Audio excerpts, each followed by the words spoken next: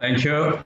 Welcome again to our Department of Urology, SMS Medical College, Jaipur, teaching session, which is today's topic is a step approach of urodynamics.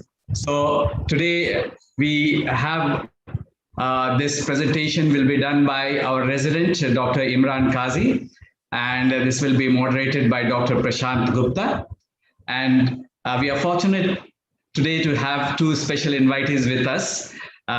Dr. S.K. Singh, I don't think he needs any introduction. He was the Honorary Secretary of Urological Society of India, multiple awards and numerous publications. And most importantly, he is presently the head of the department of one of the most premier institutes of our country, Postgraduate Institute of Medical Sciences, Chandigarh.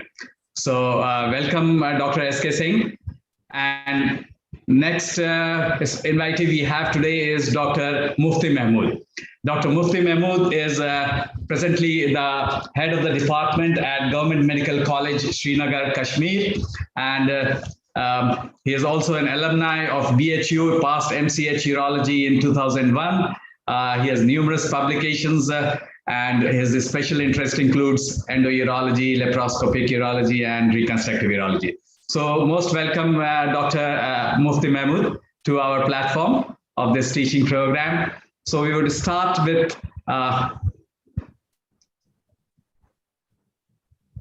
Saraswati Vandana.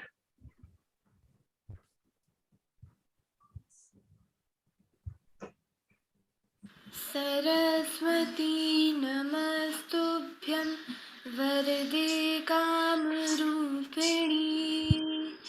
Vidyarambham Karishyami Siddhir Bhavatu Me Sada. Thank you, everybody. So I would request now our moderator, Dr. Prashant Gupta. Dr. Prashant, please you put your video on and please. Thank you, sir. Thank you, sir. Good evening to all. I welcome Dr. S.K. Singh, Dr. Mufti Mohammed, and I request Imran Kazi to start his presentation. Over to Imran. Good evening to all respected teachers, seniors, and colleagues. Today I am going to present a webinar on Urodynamic study. Sir, is my slides are visible? You are not visible, Imran. Not as yet. Share your screen. And make the video on. Welcome, sir. Singh sir. बिल्कुल ऐसे ही है. हाँ तो आधा एक चीकू ले लूंगा. Sir नहीं अभी शेयर नहीं हुआ बेटा, शेयर करो. आपने अपना पावर पॉइंट खोल रखा था कि नहीं? अब खोल रहा है. Now he's sharing. Yes, now it is. Yes. अब क्लिक करो. Yes.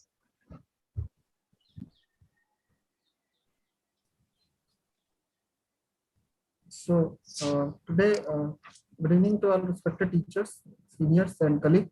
I'm going to present webinar on urodynamic evolution step by step. My moderator is Dr. Prashant Gupta, sir. Coming to the introduction, urodynamic study is the dynamic study to evaluate the transport, storage, and evacuation of urine by the lower urinary tract. Study should be reproduce the patient's presenting symptoms. The term was coined by Davis in 1953. The armamentarium of UDS include uroflowmetry, cystometry, pressure flow studies, urethral pressure studies, video urodynamic study, and electromyographic studies. There are various indications of UDS study, in which the mainly is incontinence, which may be recurrent incontinence in which surgery is planned. If there is mixed urge and stress incontinence, and which is associated with voiding problems, patient with neurological bladders, and in patient which may have mismatch between the sign and symptoms of voiding functions. The another indication is outflow obstruction in the patients of bloods. At least a uroflowmetry is required. In the patient, all neurologically impaired patients, to assess the neurological bladder dysfunction. In children with voiding function, in which there is daytime urgency or urge incontinence, or if there is recurrent infection, reflux, or if there is evidence of upper tract changes. Prior to the UDS patient preparation and precaution, prior to the UDS study, a working diagnosis should be made, and a detailed surgical and medical and surgical history should be obtained, and a focused neurological examination should be done. A 3 days frequency volume chart with voiding diary should be evaluated, and this will give information about polyuria, nocturia, overactive bladder, and maximum voided volume. If the patient is taking some medication like anticholinergic, alpha blocker, and psychotropic medication, that should be withheld. The UDS should be deferred in the patients of UTI or in recent instrumentation such as cystoscopy. The routine prophylactic antibiotic is not needed, but in the patient of high risk group in which there is prosthesis, parenteral antibiotic prophylaxis can be given. Coming to the uroflowmetry, it calculates the rate of urine expulsion as a function of the time. It is a non-invasive study. It estimates the effectiveness of the act of voiding along with the PVR. It is mainly dependent upon the detrusor contraction, sphincteric relaxation, and the patency of the urethra. This is a part of uroflowmeter, which consists of a seat and a funnel, the beaker, and a base plate or transducer. It is mainly depend upon the gravitational dependence, or there is a rotating disc. This is a uroflowmeter with the processor and the printer in which the graph are printed. The equipment is mainly can be of two types. Either it may be a load cell, which is most widely used. It measures the weight of the voided volume, and by this volume other derivatives are calculated. It is a reliable, inexpensive, and accurate measure. The another one is a rotating disc, which spins at the rate of around 1500 RPM, and the urine is directed at the disc, and the power is then calculated by power is needed to keep the disc rotating is measured. For an optimum uroflowmetry report, when the patient is explained and educated about the procedure, there should be no overfill or overdrink, and the patient is asked to void in his preferred position, and adequate privacy and quiet environment should be given. And after the voiding, the patient is always asked whether his void was similar to the natural void or not. Coming to the terminology, various parameters can be derived from the uroflowmetry. That is mainly a flow pattern and voided volume, that is the area under the curve, maximum flow rate, which is Qmax, the flow time between starting and ending of the mixture voiding, the average flow rate, time to maximum flow, and the voiding time. It can be affected by the various factors that may be physiological, like age, sex, voided volume, or various pathological conditions such as bladder outlet obstruction or impaired detrusor. The most critical factor is the voided volume. It is the optimal void is usually 200 to 400 cc, and the extreme of void less than 150 or more than 1500 are less reliable, and the maximum flow rate has much specificity than the average flow rate in detecting the abnormal voiding. A normal uroflow curve is usually a continuous flow pattern, which is well-shaped and smooth. And various variation of this uroflow curve meter may be an interrupted curve in which there is the maximum flow is low, and the intermittent flow is usually less, usually stops and starts. It is usually due to low detrusor contractility associated with the abdominal straining. Another is a flat top or plateau pattern, which is usually seen in prolonged widening, and that may be suggestive of stricture urethra. The other curves may be in which the maximum flow rate may be deviated to the right side, and that is suggestive of low volume. And superfluous pattern may be found in women. Now coming to the video urodynamic study, in which various catheters are inserted in the bladder and the rectum, and the fluid is infused by a single or double lumen catheter by an infusion pump. The pressure is then measured by the transducer, and this analog data is converted into the digital by the computer processor. The graphical representation of the pressure is projected on the monitor, and then it is assessed. If in the infusion of the fluid, if the contrast is used, then it is called video urodynamics, and it is usually used for assessing the anatomical diagnosis. The first part is cystometry. It is the intravesical bladder pressure filling. It is usually done by a transurethral catheter or by a suprapubic tube. The filling material may be either liquid, which is usually a saline, and contrast if needed, and either it may be a gas, which is CO2 may be most commonly used. It is usually done in standing position.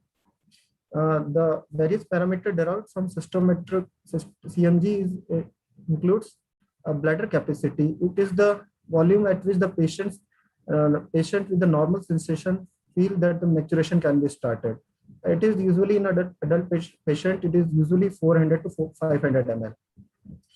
Coming to the bladder compliance, it is delta V by delta P. It is the change in uterine pressure over a given change in volume. The slope of the curve determines the compliance. If the compliance is less than 20 ml per centimeter, then it is suggestive of a poorly distendable bladder. And during the filling phase, some involuntary contraction of the uterus may be found, and that is hyperreflexia, uterine instability, and it is known as, in the filling phase, it is known as uterine overactivity. For the vesical pressure catheters, they should be long enough to curl into the bladder, and they should be firm enough to overcome the urethral resistance, and the smallest possible catheter should be used. And usually it ranges from 5 to 10 French catheters. They may be either of water-filled catheters. This is the bladder filling double lumen bladder catheter, and this is rectal catheter, which is placed in the ampulla of the rectum. It may be also air-charged catheter. They are usually ready-made, or they may be customarily made by the help of a surgical sponge. They can be used as the abdominal catheter, and for the vesical catheter, infant feeding tubes may be used. The placing and fixing of the catheter should be done in sterile, maintaining the sterility, and they should be placed in the rectal ampulla and not in the anus. And the catheter should be fixed as close to the meatus. In the urodynamic study, we evaluate the pressure flow relation and the pressure leak relation.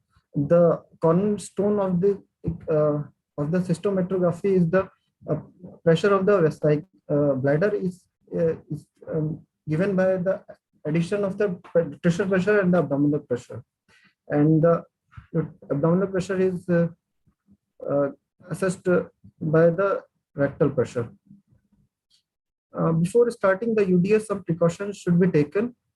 First, to measure the pressure correctly, the setting pressure should be 0, surrounding the atmospheric pressure.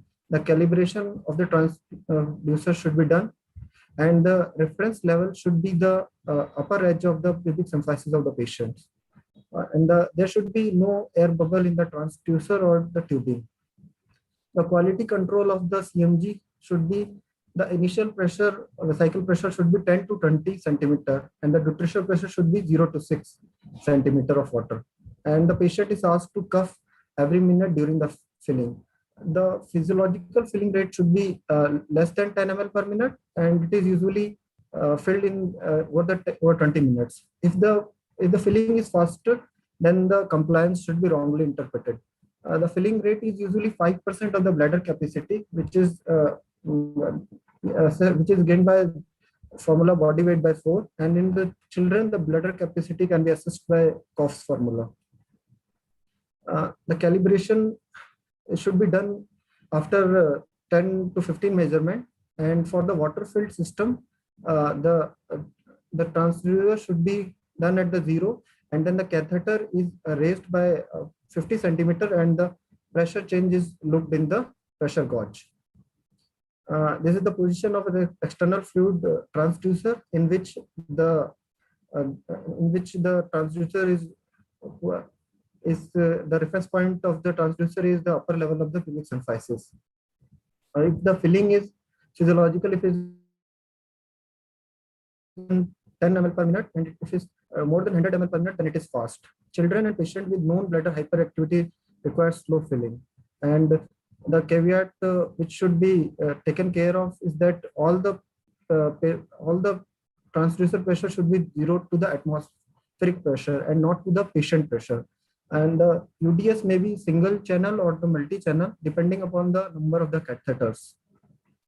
This is a typical filling sister CMG curve, which has 4 phases.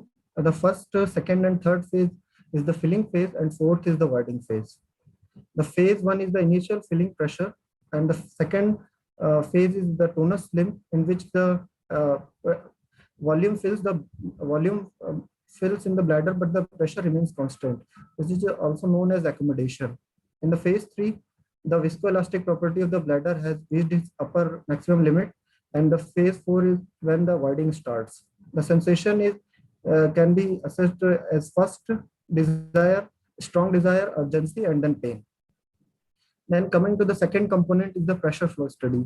It is the bladder pressure, measurement of the bladder pressure during and flow rate throughout the maturation cycle. The catheter ideally used should be less than 8 French, because larger catheter may obstruct the voiding. The intra-abdominal pressure is measured by balloon catheter in the rectum or in vagina in females. The men should be should void in the standing position, and the women in sitting position. The pressure flow study identified 3 fundamental voiding states. That is the normal, in which the detrusor pressure remains low and the flow rate is high.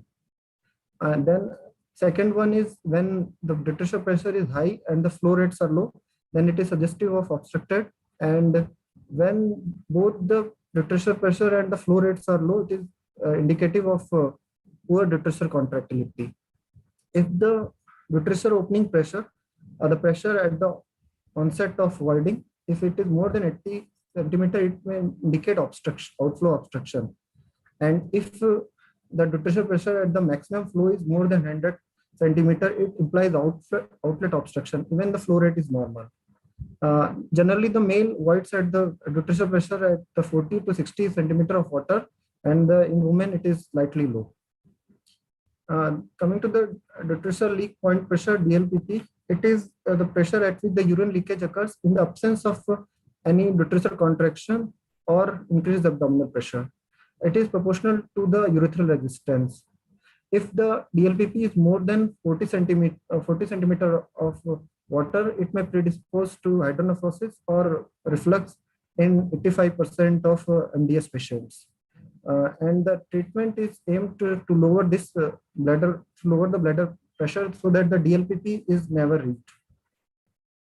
This is the curve showing the typical system curves, various pressure during the CMG phase. In the first is the filling of fluid in the bladder, and the slope of this curve shows compliance. Then second one is bladder pressure, detrusor pressure, in which during the filling phase it is usually less than 10 centimeter of water, and the abdominal pressure should not rise until the patient strains or coughs. Coming to the urethral, brief discussion about the urethral pressure profilometry. It is done by a small catheter with lateral apertures, and the fluid is continuously infused at the rate of 2 ml per minute, and the simultaneous bladder and urethral pressure is measured as the catheter is slowly withdrawn at the rate of 5 ml per second. It measures the fluid pressure required to lift the urethral wall of the catheter side holes. This diagram is depicting the closure pressure, which is difference between the urethral pressure and the vesical pressure. This is the graph. The maximum urethral closure, as in the graph depicted, that the urethral closure pressure is the difference between the maximal urethral pressure and the bladder pressure. So the interference obtained by this, if the maximal urethral closure pressure in men is 60 to 80 centimeter, and the functional urethral length is 4 to 6 centimeter, and in women it is 40 to 60, and the length is 3 centimeter. Less than 20 centimeter defines intrinsic sphincter deficiency. Coming to the nomogram, the Abraham-Griffith nomogram is most commonly used. It is constructed by the 3 regions plotting the maximum flow and the pressure pressure at the maximum flow. The patient is categorized between obstructed, equivocal, and unobstructed. The slope of this curve is the difference between the pressure pressure at the maximum flow difference and the pressure pressure at the minimum flow divided by the maximum flow rate. This is the AG nomogram. AG number is an estimate of pressure pressure at the minimum flow rate, and it is given by the formula P pressure Qmax minus 2 Qmax, and if it is greater than 40, it is suggestive of obstruction, and less than 20 is rule out obstruction. So the ideal urodynamic report should mention the bladder and sphincter function during the filling and voiding phase. During the filling phase, the bladder function should be mentioned by the pressure activity, sensation, bladder capacity, and the bladder compliance, and whether any leak is present or not. In the voiding phase, the bladder function is assessed by the pressure activity and whether there is any dyssynergia is present or not. If coming to the video urodynamics, it is simultaneous measurement of the UDS parameters and the imaging of the lower urinary tract, and it is useful when the anatomical structure and function is going to be assessed. It is the equipment and technique are the same, but the study is a fluoroscopy table is needed, and the filling medium is a radiographic contrast agent. This diagram showing a video urodynamic setup, showing the CR.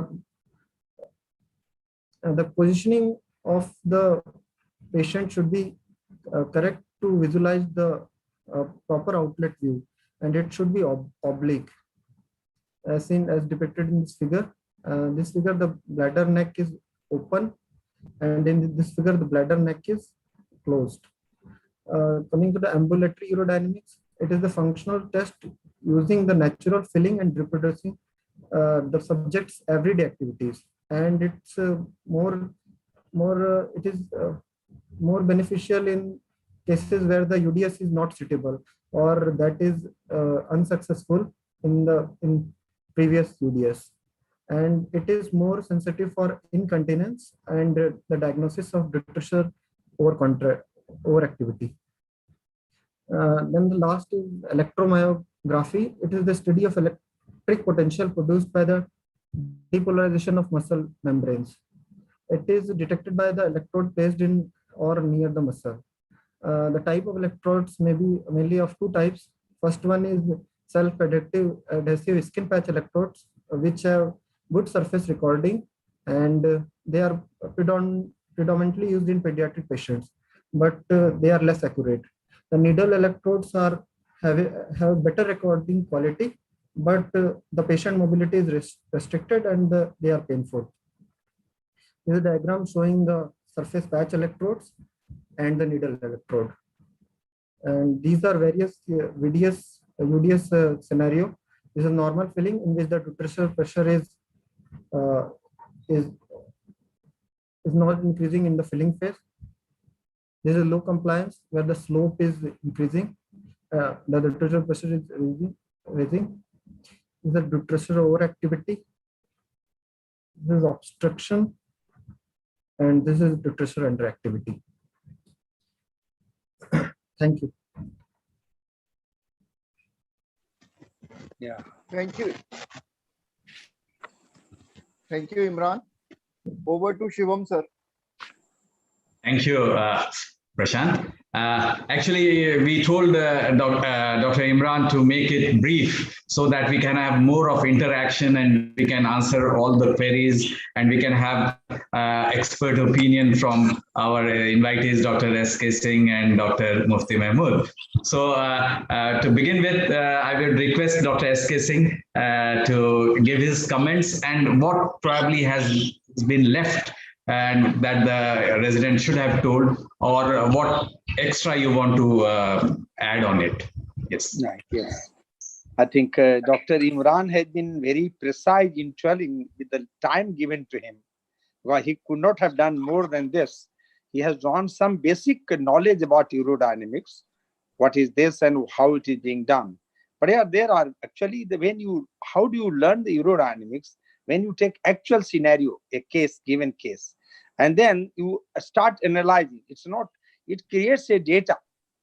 Actually, this is one of the investigation which produces some documentation.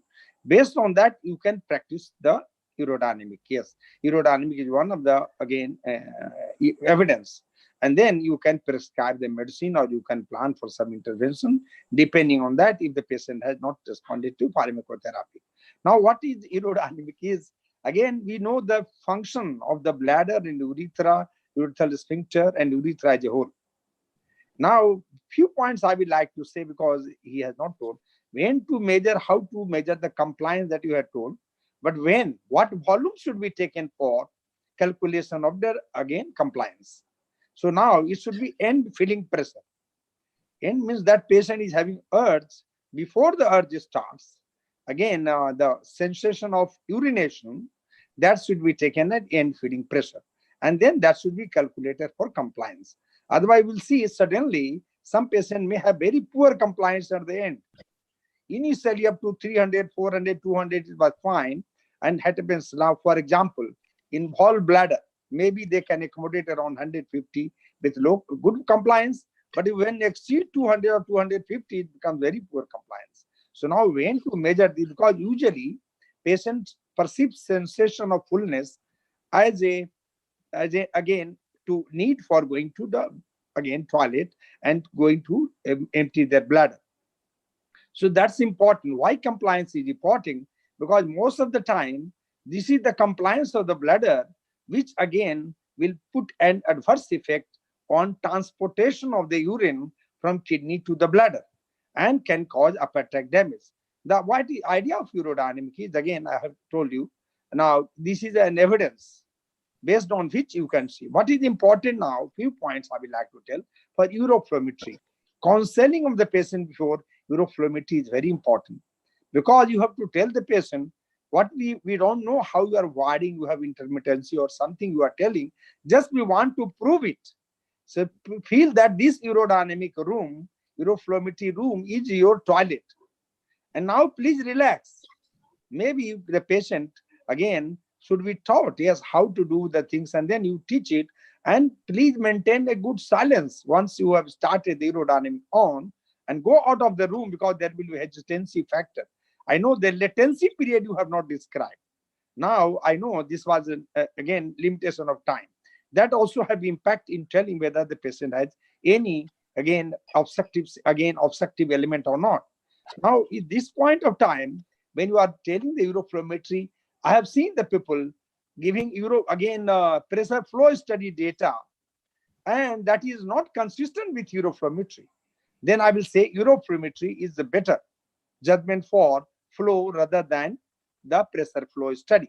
Because unless you have, because I have seen the resident producing the data, and then he says, oh, this is a very low flow. You know, gentlemen, you were there. That has interfered in the flow. Patient was hesitant. Now see, uroflow is not consistent with this pressure flow study. So one must know what are the indications of pressure flow study. When poor flow is there, is it due to obstruction or due to poor contractility of the detrusor? So that you have to see whether obstruction is there or not. But same time, gentlemen, sometimes you find it difficult whether the obstruction is at the bladder neck or it is at a sphincter level. How to know that? It is not the again pressure profilometry, urethral profilometry. It's not practical. Actually, we have a study correlating telling the site of obstruction by UPP, which again was published. But yes, that was for the science. Actually, the maturity cystogram should tell you the site of obstruction. That is the usual thing, because for MC you have to again convince the patient, okay, this you are going to do filling the bladder, you are creating artificial urine in the bladder, and then patient should feel relaxed. He should close his eye, he should relax everything as he has been voiding anywhere. Now, so in the toilet or anywhere, so he should be made to relax. Then you will see the MCU will give you exact site of obstruction rather than UPP. Now, by that MCU, you can see this is the site of obstruction, whether bladder neck has opened very correctly and the sphincteric zone is contracted. Now, in MCU, you see this is the sphincteric zone. As you have told, electrode, yes, it is the needle electrode, which gives a better picture. But again, one point I would like to say during cystometry is the guarding reflex. Usually, when the bladder gets filled up, it is a natural, the sphincter activity increases. That should be a natural phenomenon because the sphincter gets tightened so urine should not leak. When there is a detrusor pressure is increased, this is the natural phenomenon. Guarding reflex is a natural phenomenon that shows about the sphincteric activity. But at the same time, when you are doing, the patient is voiding, this should flatten. The sphincteric activity should become very normal and it should not have outburst. When there is a detrusor sphincter contact, again, dyssynergia, then in that case, it is external sphincter dyssynergia, then you will see outburst of the EMG. So I think in a nutshell time, I will say there's one term called BCI, Bladder Contractility Index. Based on that, again, aerodynamically, you can define what is hypocontractile bladder, hypocontractile detrusor. So now that definition again comes by BCI. Again, EG number is a more practical, EG nomogram is most practically being used, but BCI in more complex cases. Now you have one term is called detrusor instability. Yes, sometimes the patient has got urgency and sometimes he has got urge incontinence. So how to again document urgency? This is the detrusor instability which will show you. Again, during filling phase cystometry, you should see that yes, the pressure in between the pressure rises, detrusor, interdetrusor pressure exceeds more than 15 centimeter of water, 10 to 15 centimeter multiple time, and the patient will say urgency. There may be associated with the urge incontinence or may not be with urge incontinence. I think later on, I will say many points had been told by Dr. Imran. I really appreciate the region curiosity. Usually the urodynamic is very easy to understand if you know the physiology and pathophysiology. But most of the time, I have seen the resident and urologists and practitioners, they feel very much, again, scared of when you talk of urodynamic because they have no time from their surgery. They have no patience to apply, again, the data. But again, I'm telling you, all finding of urodynamic needs to be interpreted in clinical picture. That is very important. Like any investigation, should not be taken for only straightforward diagnosis. Clinician to analyze the background, clinical background, then what you can interpret it better. So that is my, again, final comment. Maybe to Dr. now. Yes. Thank you, Dr. Singh. Right. Dr. Mufti now. Thank you, Dr. Singh. And you made a very pertinent points about the compliance, which should be done at the end, filling pressure, and about how to counsel the patients before doing a urodynamic study. and very rightly pointed out that sometimes the uroflowmetry may be very difficult if you're not properly counseling the patient. The position in which he is voiding, that again matters a lot, and many patients would not be able to void in that type of clinical clinic which they are used to their private toilets. So in urodynamics, definitely we should do a baseline uroflowmetry before doing a urodynamic so that we can correlate with the actually urodynamic uroflow. So very rightly pointed out, sir. Now I would request Dr. Mufti Mahmood to give his comments. Dr. Mufti, please. Thank you, Shiv. As we understand from the topic of today, there is a step-by-step progression of urodynamic study. Initially, when we counsel, first of all, we have to see what is the place of urodynamics in our clinical practice. What is the bulk of patients that we are seeing in our clinical practice, and how many do require UDS in the clinical setting. Once we decide on that issue, the issue is that whether the findings of the patients are unambiguous or ambiguous. If the presentation is ambiguous and the clinician is not able to focus on or pinpoint the clinical diagnosis, obviously his line of treatment is not going to have a desired effect. Now, in order to probe deeper into the diagnostic arena, UDS helps in locating such ambiguous patients who have other comorbidities which affect the normal voiding cycle of the patient, which are really hidden, and they come to surface once they are subject to UDS. Now, planning a patient for UDS, it is important to follow two principles. One has to ensure that the urine of this patient does not have underlying infection. If the urine is infected, then the findings are going to be faulty. The second is voiding diary is important. At least 3 or 4 or 5 days prior to planning the patient for urodynamic study, one should try to go through the voiding diary of these patients. Because the idea of doing urodynamics is to reproduce the normal physiological voiding of these patients. Unless we are able to reproduce that setting, we will not be able to formulate our diagnosis. The thing is, the setting has, as you rightly said, that we all know that once we see patients of BPH with obstructive LUTs, and if we do uroflowmetry in these patients, the IPSS never matches with the uroflow. So there is no direct correlation with the uroflow and this. So it means that the patient's symptomatology is not correlating exactly with the IPSS. So what is the use of doing uroflow in that setting? That's a very major question which all of us have to address. And many of us keep on routinely doing uroflow in the patients who have BPH with obstructive LUTs. Now, this urodynamics is important in a clinical setting.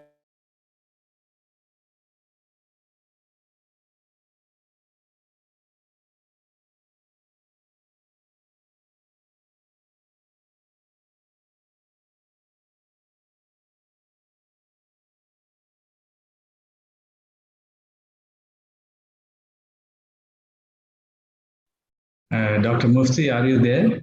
I think there's some problem with the signal. Yes. Looks like some internet problem. Yes, a problem, net problem. Yeah. Dr. Mufti? So I would just briefly summarize what Dr. Mufti was saying. He made a very pertinent few points.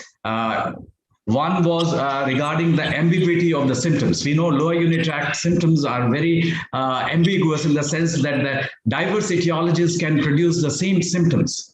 So it is very important to actually find out the actual cause and then the treatment strategy. So the aim of urodynamics would be to actually find out the exact pathology, and then that will indicate the actual treatment strategy. So that is again very important point. The second point he made, that yes, the urine should not be infected. If there is a urine infection, then the symptoms would probably there would be a merging of symptoms of problem of low urine tract symptoms and the infection, and there may be even increase of the sepsis if you are doing a UDS in an infected patient. So, and the third, he was saying of the voiding diarrhea. Voiding diarrhea again is very important in these patients, because that will help us to know exactly what is the pathology we are dealing with roughly. Right, Mufti, if you are again, just go ahead. Yes, if your signal is okay. Yes. Yeah, it's okay. It's okay. Now, as we are trying to train our residents in this procedure of urodynamics, and then who should do urodynamics? This is a major question, because if I'm a clinician, I am in touch with the patient for a long time. I know his. I have studied him. I have assessed him in my own way, and then if I expect that I reproduce his physiological phenomena of normal voiding, then I should be associated with doing a urodynamic study. It's very important, because technicians are okay, they are there to help you, but they are not there to interpret which are the fallacies of urodynamics once the patient is subjected to the procedure. So it's very important that the concerned resident, the clinician, or the consultant, whoever it may be, is associated with doing a urodynamic study to produce a nearly flawless urodynamic tracing.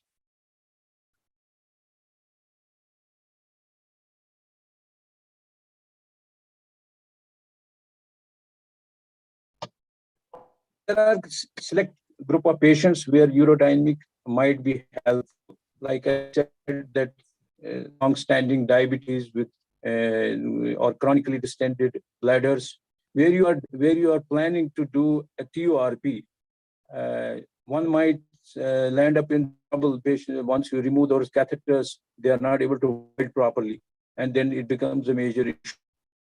These are the patients who have to be screened prior to subjecting them to any kind of invasive interventions.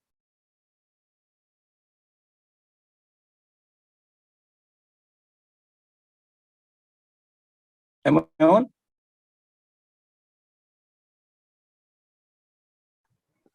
Yes, sir, we can listen. We can hear you. Yes. Please continue. Yeah. Now, regarding the urodynamics. Yeah. Somebody posted a question, role of urodynamics in men with LUTs. And this is the answer to that LUTs, isolated LUTs, no scope for urodynamics, but LUTs in a person who has comorbidities or associated conditions that may affect the bladder dynamics or the urethral dynamics, those are the patients who will require urodynamic study before you do an intervention in these patients. Now, regarding post-TURP incontinence, so this can be a permanent feature or a temporary feature. Once you do a TURP in a long-standing BPH with obstructive LUTs, or even a couple of times the patient has urinary retention, all of us understand the dynamics that the bladder has to undergo with long-standing obstructions. And it affects the physiology or normal physiology of those bladders. So either we have to optimize those bladders before you intervene, or some of us don't optimize those bladders. We intervene, we do a TURP, then they have incontinence, episodes of incontinence. So temporary phenomena is initially they have incontinence, urge incontinence, or stress incontinence because of the bladder dynamics. And then there is a group of patients who have refractory incontinence, which means that there is a damage to the sphincter. And those are the, in order to isolate long-standing incontinence patients, in order to isolate these two groups of patients, I think urodynamics has a role to play. Because even if you are able to substantiate that there is a sphincter damage, then you might consider doing additional procedures to take care or address to their incontinence. I think that's all I would like to. Thank you, Dr. Mufti. You made very few very important points. Few that of them I have already discussed. And another thing that you made out that yes, urodynamics should be done by people who are dedicated and who are doing a very good job, proper job. I remember in one of the workshops when Paul Abrams said that even in UK, 90% of the clinics do not have a proper urodynamic study done. So I think it's very important that we do a proper urodynamic study to actually interpret it correctly and then make our treatment strategy. So a very important point pointed out. So I would request Dr. S.K. Singh, again, the two questions that have been raised. One is in your clinical practice, what are the main indications for urodynamic study? And anything else if you want to add, Dr. Singh, please. It was clearly told by Dr. Imran, the neurogenic bladder patient with neurogenics, neurogenic pathology, yes, it is important when the patient has got bowel and bladder problem. And more so when the ultrasound has shown there is a hydronephrosis or creatinine is very high. So now patient with neurogenic bladder, his study should be done whether upper tract changes have taken place or not. Or if the patient is incontinence, what is the factor which is important for incontinence? Is the sphincter weakness or it is the overactivity of the detrusor which is leading to leakage? As Professor Mukti has been telling regarding the post-prostatectomy incontinence. Now, post-prostatectomy incontinence, again, in cases of mixed urinary incontinence, how much the urgency or the detrusor instability is playing the role, that need to be seen and documented before a sphincter is implanted or patient undergoes SUI surgery for, again, SU surgery for SUI or stress urinary incontinence is so important. So those situations where there's the clinician is not clear, the patient history is not so again clear about, it's better to do urodynamic in those cases. Maybe that can be of some help and guidance to them. I agree. Yes, clinical feature again has to be always kept in mind, and that has to be interpreted accordingly. 2 points I would like to say. Yes, actually the question you asked, yes, in your indication, what in your practice, what are the indications? Most of the time we have seen this is neurogenic bladder or patient following some pelvic surgery, again having some problem, or patient following trauma, again having some voiding dysfunction, and then dysfunctional voiding in children. Now patient with again post-urethral wall, again they become adult and we are not knowing what to do. Patient who has got high-grade reflux, but yes, urodynamic may not be helpful in those cases. Now video urodynamic will tell you, yes, when you started leaking into the kidney, now into the ureter. So those things again are very limited video urodynamic indications in our setup. We don't do video urodynamics. Yes, we get EMCU done separately, and then we do interpret, yes, when it could have happened. I will suggest, Professor Shivam Pradasi, that in your department, you should also have urodynamic round at least once in 15 days. Any actual case, when you discuss, and every point is again elaborated, maybe for 1 hour, one case. Again, how the candidate has approached and had proceeded for. They should have basic understanding of urodynamic. They may not be devoting themselves for the fine tuning of the urodynamic study, as Professor Mukti has been telling, because that requires devotion, patience, and then again cautious interpretation of data.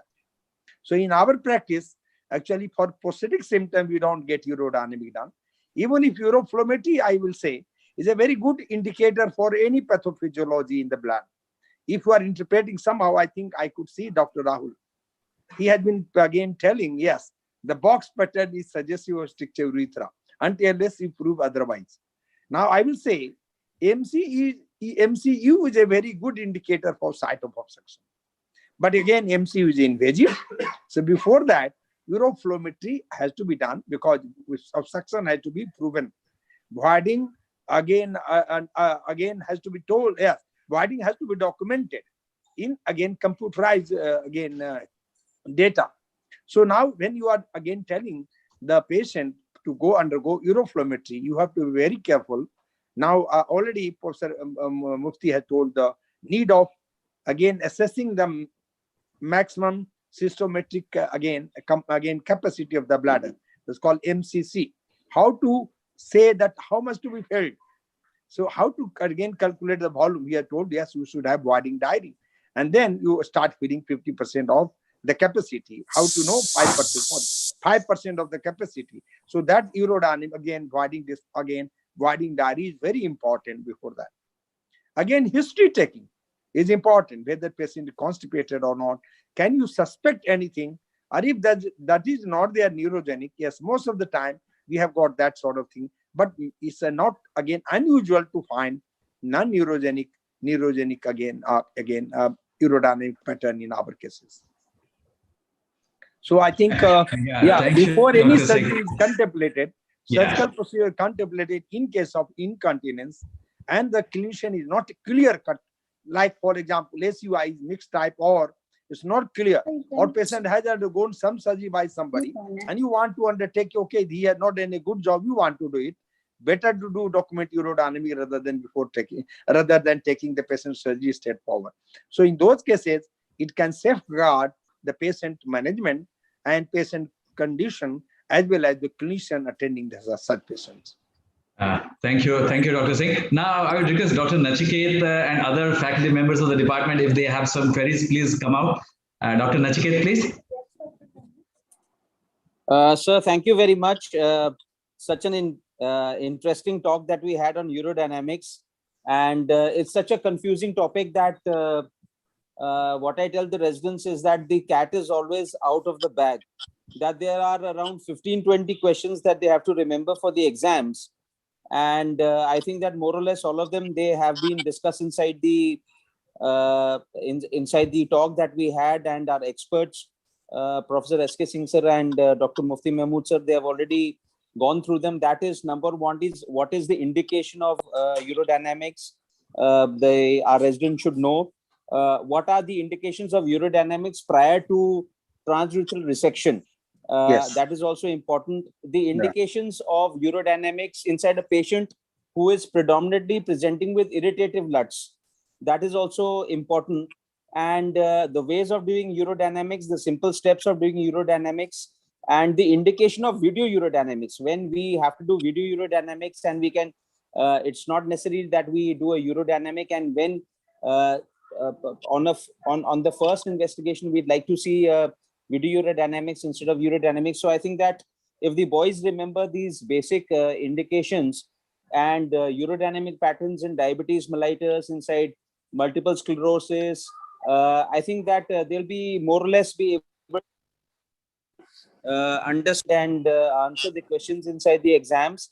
But I think that more or less our experts and our invited faculties, they have covered all the aspects that the boys need to know for giving a good question and answer session if they are asked about urodynamics.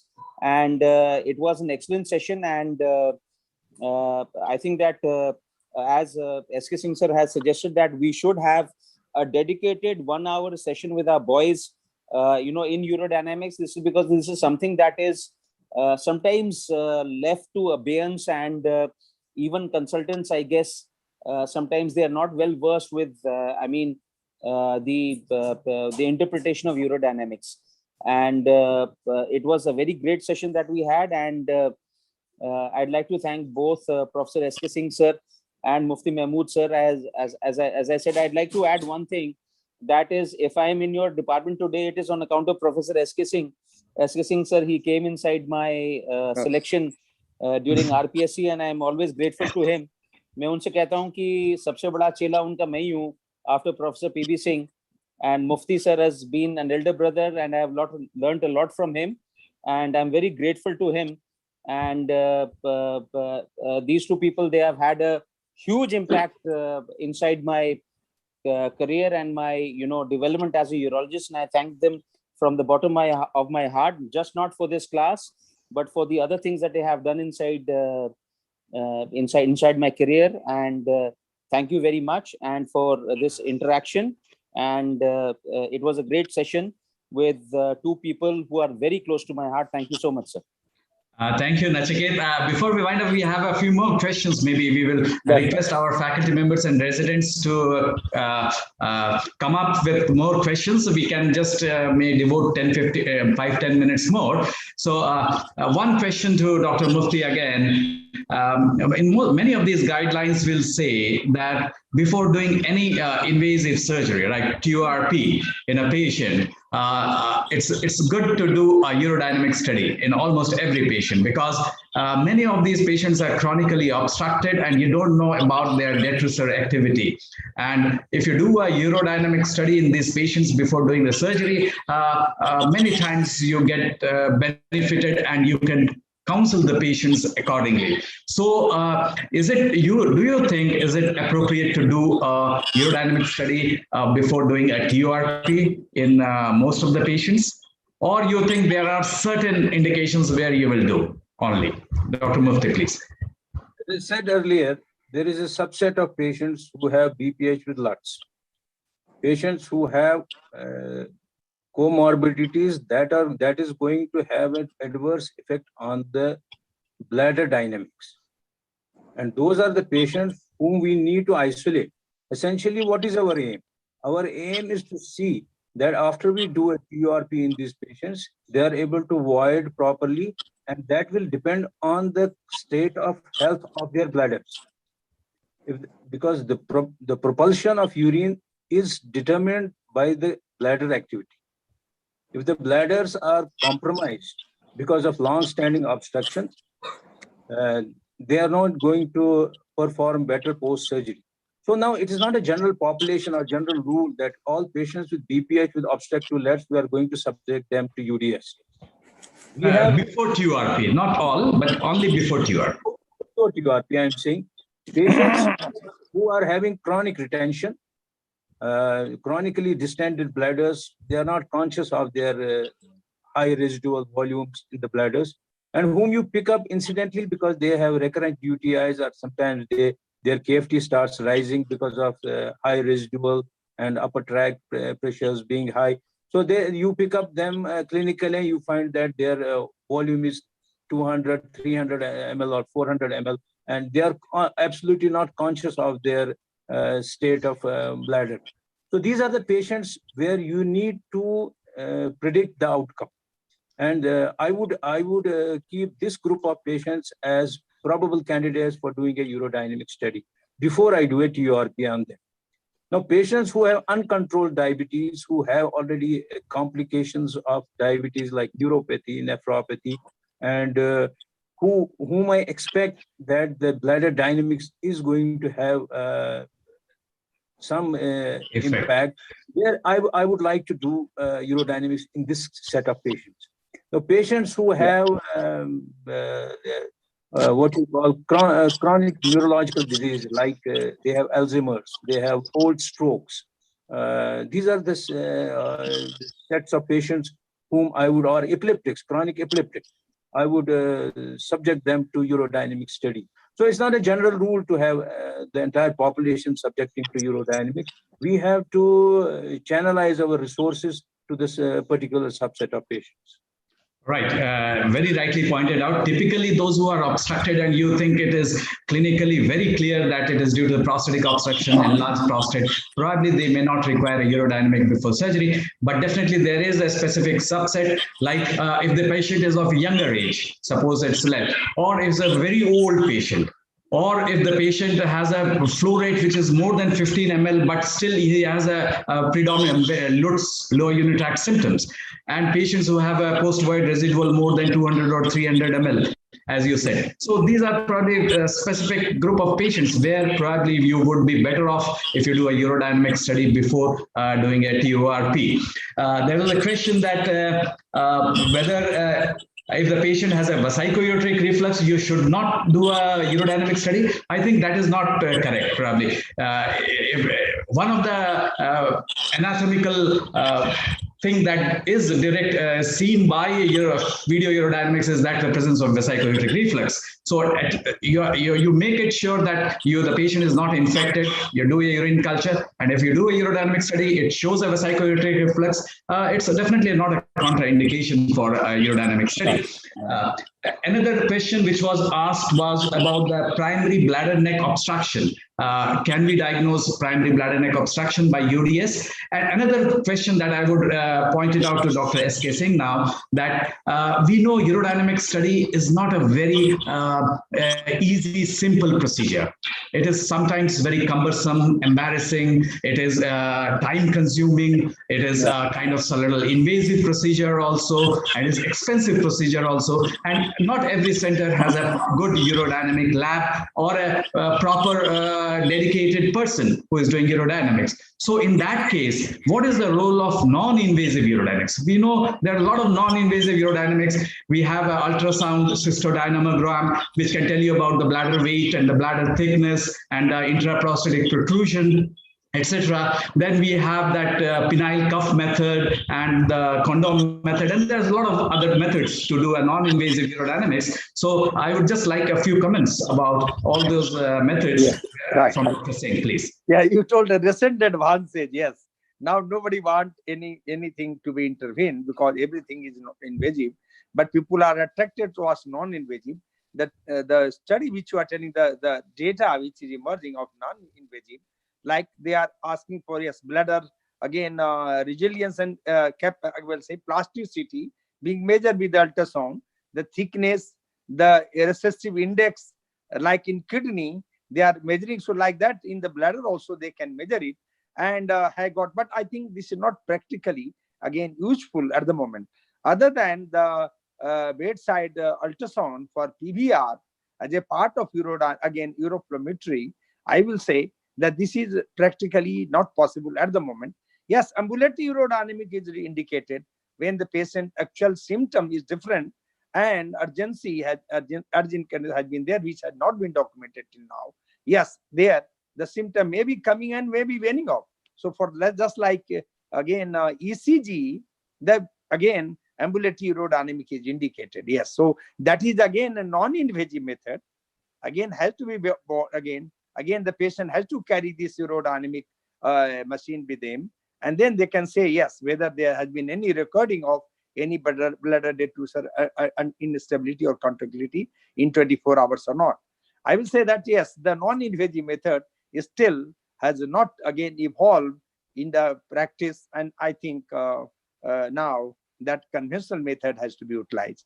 Only one point I would like to utilize: when the patient flow is good and then residually it is very high, many times, and patient has no neurological symptom at all, like he is not diabetic, he has no Alzheimer's, nothing to suspect again, and he has no multiple sclerosis or something. So then in those cases, I will say when you see the patient is young, yes, certainly should be done because his sexual function also going to get compromised with URP. So how much they are going to get benefited, you must tell them. So I will say in those cases, when you feel the patient has obstructive symptoms and can be due to obstruction, what happens, because for detrusor under contractility, there is no medicine available. For detrusor hypercontractility and or under contractility, what I say, because you have no control on the urethral resistance or prosthetic urethral resistance, the voluntary. Yes, sphincter one can have a control. You can relax it by exercise, by pelvic exercises. So what I do suggest such patient who has high residual urine, but still has a flow, good flow, maybe around 5 ml per, maybe even if peak flow is 5 or 7 ml, and you are expecting there can be detrusor again under contractility on urodynamic. What we say, yes, you are a good surgical risk. Maybe that we can try QRP, and if needed, we will do we'll do urodynamic later on, because what we want to relieve your obstruction. Maybe 40 centimeter of water at P det at P max. I will say P det at P max at flow, maximum flow. Again, if the 40 centimeter of detrusor also may be enough, when we remove the prostate, like female, we'll make you female. So let me cut your prostate so that urethral resistance can be minimized, and 40 centimeter of detrusor may be enough to propel its content to the exterior. If needed, we will do aerodynamic anew. So now that is to be told. In those situations, I will say the evidence of aerodynamic is one of the evidence. You can tell the patient your bladder contractility was poor. It is not due to surgery that I have done inefficient. I have incapable. That's why it has happened. So that would say the evidence. But when you say patient trust you, so why to do another invasive? That's why there will be the role of again non-invasive method. You can devise those things, but yes, I don't know any place where they have got this one or not available. Now I am remembering one of the version of Dr. Abram, Paul Abram. When the patient has detrusor good contractility, there should not be any residual urine. Even 75 ml of residual urine is suggestive of detrusor under activity, under contractility, because this could have propelled its content. But I think I don't agree to that. I say this is everything is relative term. Like that, I do use as a practical. Bladder थक गया जी, आपने इससे इतना काम लिया कि थक गया, surrender कर रहा है धीरे धीरे. So I think this is very nice to make the people understand. And again, you have to be very critical in doing urodynamic in such patients. I think, I don't know, I am deviating from No, thank you. Thank you. Reply to your queries or not, yes. So no, yeah, you made a some important points, and definitely bladder aging is again a very important area. It's not only low urinary tract symptoms, not only due to prostate, it's maybe due to the bladder which is aging, and the low flow and the residual urine could be due to an aging bladder rather than an obstructive bladder. So very important point. So if any of the faculty or residents has any question, please do it. Otherwise, I will ask Dr. Prashant to give a vote of thanks, and then we will wind up. Yeah, I have one comment to make if there's no question then. Yes, please. Hello. Sir, are you making a comment? Yeah, right. Yeah. Okay. So now, Okay, one comment again, I'm again re-emphasizing. As Yeah. a teacher, all of us, we feel very responsible, and we feel very happy, like I know you must be very happy in roping everybody in and making the regent go. Again, going through the knowledge, again, acquiring the knowledge in difficult time. Otherwise, we'll keep sitting, watching video, again, not video, most often the TV, getting the news in newspaper, getting depressed and getting disturbed. Right. I think it's better to use meeting each other, feeling for each other, and again, teaching each other. So I think that's a very important point. I think sometimes we do get scared when some video comes, some calls come from your colleague. Okay, come, can you please participate in webinar? But later on, I realized, no, this has kept you active and productive. So I think Regent has been learning. I have seen your all, yes, again, WhatsApp. And again, this is very nice and very happy to know. As a teacher, this is our responsibility. And everything cannot be taught. Everybody doesn't know many things. I don't know many things. Like I have added some of your points, which were asking me, so I didn't know much. So I have tactfully again escaped from there. Thank you, Dr. Singh, for that, for being so humble. Thank you very much. And I think you made 2 points, very important points. One is that during this COVID era, it is very important that we need to divert our attention with all the misery that is going on around and making ourselves depressed and frustrated. And second is the teaching. And I tell my residents always that the most important thing to learn and knowledge is to teach.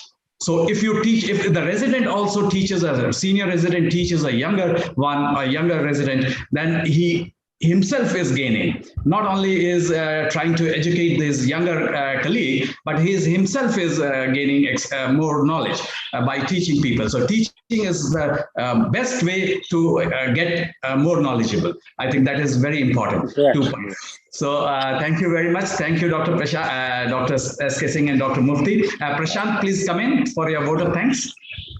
Yes, sir. Thank you, Dr. S.K. Singh, sir. I am really very fond of sir's style of teaching. And thank you, Dr. Mufti. Thanks, Dr. Shivam Priyadashi, sir. Thank you all. Thank you very much. Thank you, Dr. Mufti. Bye-bye. Once again, and all the viewers who might have joined us, Doctor and the residents and the consultants. Thank you very much. Yeah, thank you very much. Thank you. Thank you. Bye.